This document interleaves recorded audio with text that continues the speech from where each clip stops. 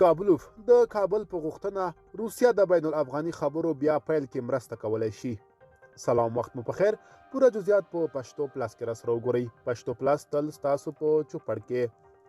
د افغانستان لپاره د روسیې ځانګړی استازی له یوه هندي رسنۍ سره په مرکه کې ویلي چې روسیه کولی شي د بین الافغاني خبرو راژوندی کولو لپاره مهم رول ولوبوي.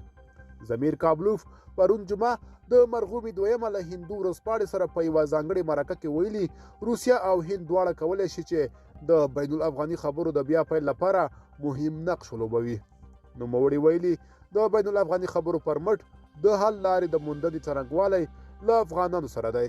که داسې غوښتنه له کابله راورسیږي، روسیه چمتو ده چې دې برخه کې اړینې مرستې وکړي. کابلوف زیاته کړې چې هیله-مندۍ اسلامي امارت د اشرف غني او په 90مه لسیزه کې د خپلې لومړۍ واکمنۍ پر مهال تېروتنې تکرار نه کړي. د افغانستان لپاره د روسیې ځانګړی استازی د افغانستان په شمال او سویل کې د اسلامي امارت چارواکو ترمنځ د نظرونو اختلافاتو ته په اشارې سره ویلي شمال کې د اسلامي امارت چارواکي لوړو زده کړو ته د نجونو لاسرسی ته تمایل لري.